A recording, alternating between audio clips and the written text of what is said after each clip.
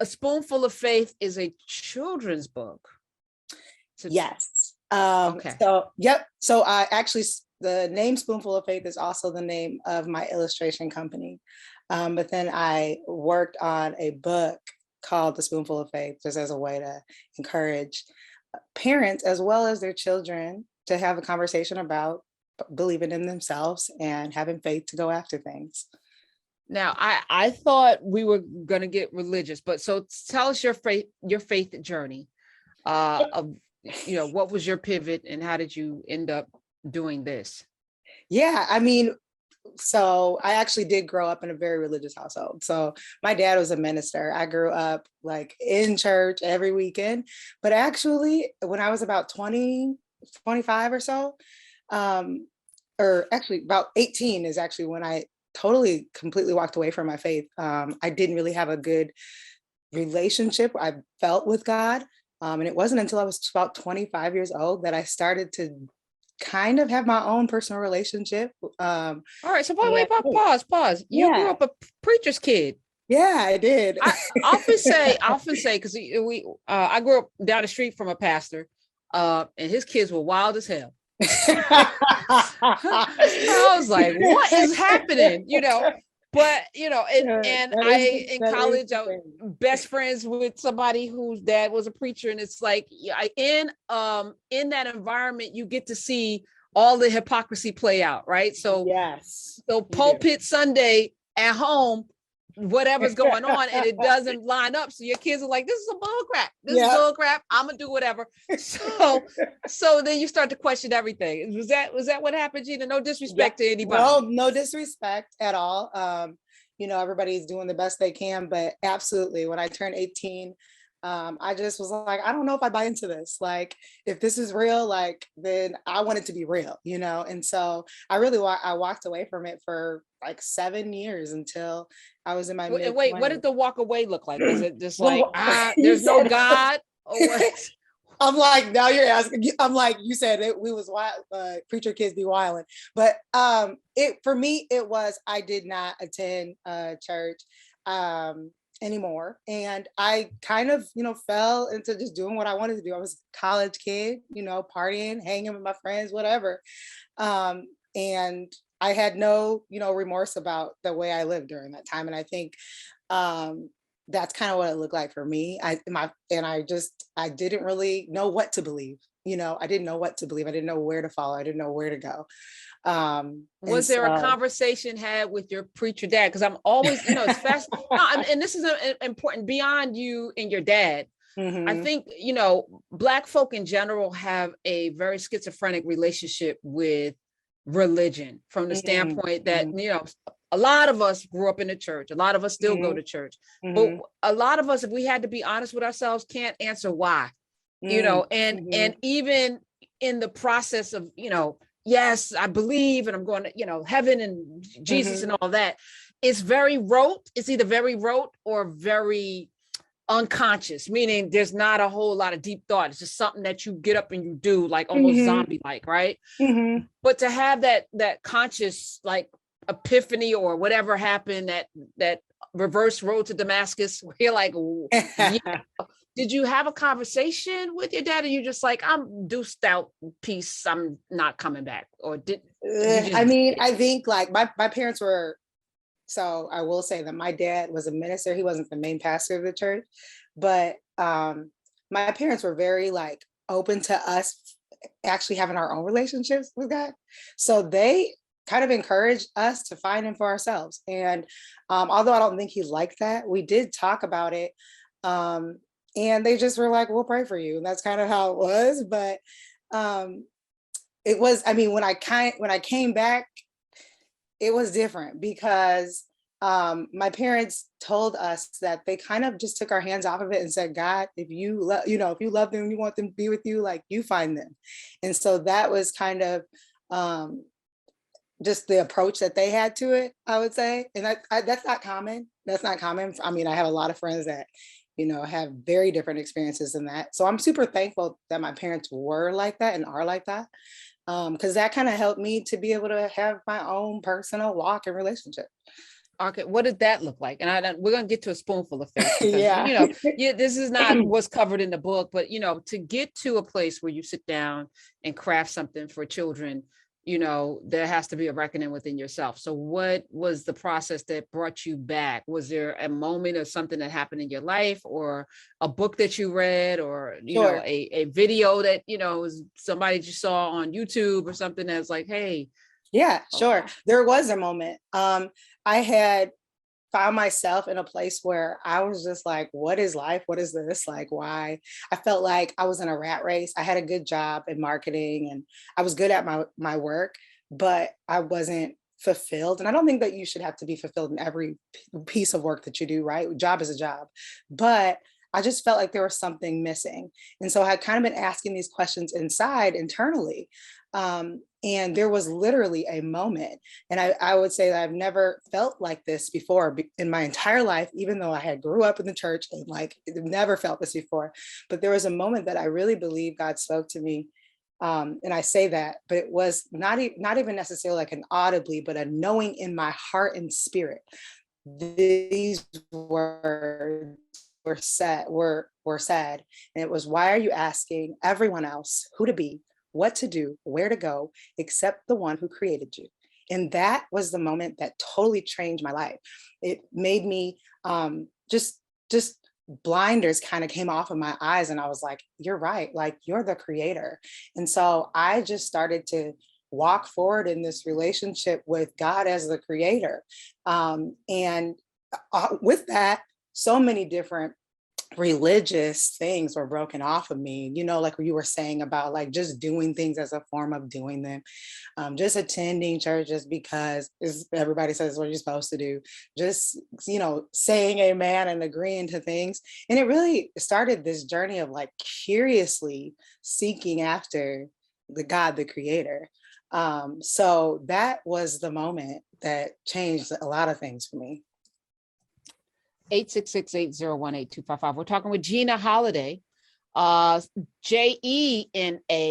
Holliday, 2 L's, and spoonfuloffaith.com is where you can check out all of the things that she's doing. Okay, so you're in your career, doing your thing, and you say, I'm gonna do this children's book. What was that? I actually did not really want to do any children's illustrations. It's funny because people initially, when I started sharing my work, people just pegged me to do kids stuff. They're like, oh, you should draw this for my kids, like my family.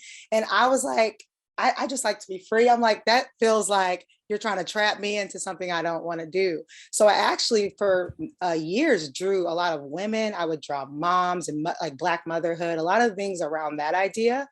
But I actually just started to kind of think, I do care about who's coming up after me. I'm a mom, I have a 5 and a 7-year-old. And I wanted to be a good example for my own daughter. And I'm like, there's a lot of conversations as a kid to have around faith. And there's a lot of things kids just won't understand about things that people believe. And I don't want to have these conversations we're both sitting here clueless, like we don't know. Let's start to bring some of this stuff into our everyday conversations, our everyday walk. And so that's kind of the heart behind this, because my mom had done that for us. So, we grew up in a predominantly white neighborhood, and my mom would affirm us every day. She would tell us we were unique. She would speak life over us. And I'm like, that is something that as I grew up, I realized a lot of people didn't have. It was not a common occurrence. And this book kind of serves as that reminder, and also a place where you could talk about these things with your kid in an easy way, instead of making it like so hard or like, for them to understand. So Layla is based on your daughter? Yes. And that is her name too. So she's excited to be in this book. She gets to see herself. Yeah. So what happened when you showed her this book for the first time? Oh man, she is my biggest cheerleader, like from the jump. So I actually filmed and recorded our unboxing of the book on my YouTube channel. So there is a video of it, and she's more excited than I am to see it. And she's just been glowing because she's like, that's me, that's me. So it's been really cool to see that. It's number one right now in new releases on Amazon. Did you know that? I did. And children's inspirational books, because are there many children's inspirational books? As I'm looking at this category, it's like, where do we find inspiration for our children? And it doesn't say Black children. It doesn't say number one in Black. It's all children inspirational books, which is number one in that Spoonful of Faith. So that's amazing. It just came out 2 days ago. So what feedback are you getting from the people who have read it so far? Yeah, so far, I feel like a lot of parents are just kind of excited to have something that encourages their kid in faith in a light way where they can control the conversation of how they want to take it. And then I've been getting tons of feedback about the artwork. A lot of people are just like, it's beautiful. I just want to look at it. It is. So many moms, especially Black moms, are just excited to have something on their shelf that represents them and their children, and it also has that lens of faith. I think that's something that's definitely missing from the market for sure. And I think, parents, and if we're really going to be in a society that values humanity, if you are a parent without melanin, you don't identify as being Black, making sure your children are exposed to art and content and books and music. Music is easy because it's hard to avoid. Blackness in music, it's hard. That guitar and that banjo and the drum come straight from Africa. Like, it's hard to avoid Blackness in music. Yeah. But I feel like there's a willful erasure of culture, different cultures in homes. Like, if you went into my home as a child and looked at the number of books, I had a Stephen King, I had Judy Blume, because I was a little fresh with the Maya Angelos and everything else. I'm reading about Pippi Longstocking. I think I had a Pippi Longstocking picture book. My first real book, and I still have it. So that's fascinating. My mother bought me a Bible book. I still have that book. I should share it with people, but all the images are white is the point. And it didn't bother my little mind to read about David and Daniel and Goliath, because those are the stories, right? That they didn't look like me, even though they probably look like me. That's normal, right? There's normal to go into a household and maybe see white Jesus on the wall next to JFK back in the 50s and 60s, next to Martin Luther King. But I feel like that the same doesn't happen. And that's where the fracture happens in society, where we are able, because of the power structure in this country, to accept, images and storylines that don't include us and find our way through it. But I don't know, and maybe I'm wrong. 866-801-8255. I would love to hear from somebody, because I know a lot of our listeners are not, quote unquote Black. Those of you who were raised in households, did you ever have books, art, images in your house that were not white? 866-801-8255. And did you ever question it? Did it ever cross your mind? Because the world is very brown, the entire world. Right. Why is none of this brownness represented? Because we play Stevie Wonder. We may have Stevie Wonder in the house, but do we have any books by, anyone that's not white? I just bought a house recently, and the house had the former owner had wall to wall. I mean, it was my dream house, because the bookcases in this house, amazing. I'm probably not going to be able to live in it for a year. So I'm just, full disclosure, because I got a lot of work to do. Person was very old. The house is very old. Wall to wall books. And none of them Black. Oh, wow. So the real estate agents, do you want the books? I'm like, no, take every single book. I have thousands of books. I can fill up I can fill this whole room up with books from people who are not, Dean Koontz. And let me just be real with you. Some of the books might've been really valuable, but on principle that this person lived a whole entire life in this house, maybe 50 years, and not one book. Yeah. And I looked, not one book by anybody Black. Really? Really? How's that possible? How do you not have a Toni Morrison anywhere? Right. How? Right. Weird. but not, is it? Is it weird? Like, I don't know how you can have thousands of books and not any representation outside of weird. I feel like that's weird. 866-801-8255. I guess no one's, brave enough to, because I think these are the conversations we should be having, just like you, Jena, coming to an epiphany in your own house about God, and then like, not sure, and then coming back to it. I think we should, like, why was I raised in a house like this? And what did it say about people that they didn't even question? They weren't even curious. Like, there's whole stories. I had Perry Thomas down these mean streets, but also Junot Diaz, also, like I'm reading books that have Spanish in it, and I'm learning about Trujillo because that's interesting, in addition to all of the other things, I had to read Call of the Wild, as I mentioned before, and Charlotte Bronte and all of these books. But my favorite book growing up was Tale of Two Cities, that I know wasn't written for me. Right. I enjoyed that. And it was, sparked my imagination. And I remember, it sparking my imagination as a teen, as a 12, I guess I'm 13 years old. But I don't know how you live a life not imagining other people and other worlds and other times. Even The Hobbit, damn it, they weren't even real people, but we somehow got to. I mean, it's weird.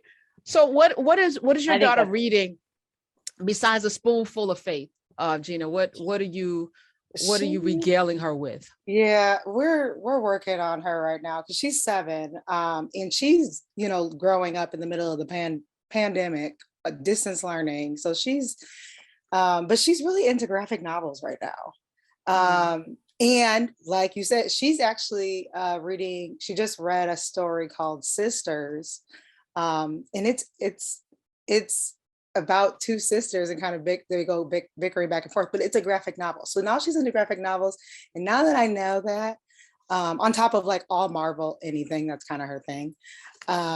We're trying to just see which way we can kind of lead her with reading. But I don't know, they're kind of everywhere when it comes to things they're interested in. And she actually kind of has inspired me to be like, should I start looking into graphic novels, like illustrating that kind of stuff for a little bit older child, kid. Yeah, you got to stay ahead of her. I know. You got to be ready. You got to be ready. She's going to be 11 and 12. Yeah. And I'm going to answer that for you. Yes. And here's why. I remember having this conversation with Dr. Greg Carr in one of our first in class with Carr, and he talked about his love of comic books and how his father was like, well, you read them funny books again, but it was a comic book that sparked his love of reading and introduced him to words and people and worlds that then sent him down the rabbit hole. So it doesn't matter what entry point, if it's graphic novels, if it's comic books, if it's funny pages, if it's whatever can engage your young person with words. I agree. Yeah. So I'm looking forward to you coming back to talk about your graphic novel series. Me too. Okay. And number one on Amazon again. Come on. Jena Holliday, Jena Holliday, 2 L's. You can follow her on Twitter. This is a book published by HarperCollins. Yes. Regular folk don't just get children's book deals today. So who do you know? Like, how did you? Yeah. I mean, I'll say that I know the creator. Honestly, HarperCollins found me, and I'm just doing good work, putting good work out there. Putting my heart and my gift into everything I do, and I think that's what brought it to me. So. Okay, but what really happened though? That is literally what happened. So would they just where did they see your work? On Pinterest? Like, where was it? I mean, I shared my work on social media. I do share my work on social media. Okay. I have a website. But I mean, I've been running this business for about 8 years, and I got the deal like 2.5 years ago. So, I mean, there was about 6 years worth of work, out there for sure. Mm-hmm. And so I'm imagining that this is because they're not just going to do a one-off. So this is there's part 2, 3. So it's a spoonful of faith. There's going to be a spoonful of sugar. It's going to be a spoonful of, what's the next spoonful? What are we doing? Man, I mean, my daughter literally said she started working on another version of this book. She wants to see what happens after she goes to school. So I'm hoping, we're talking, we're seeing. So okay. yeah. Well, it doesn't hurt that it's number one right now in the area that you are inspiring, in children's inspiration. It doesn't hurt.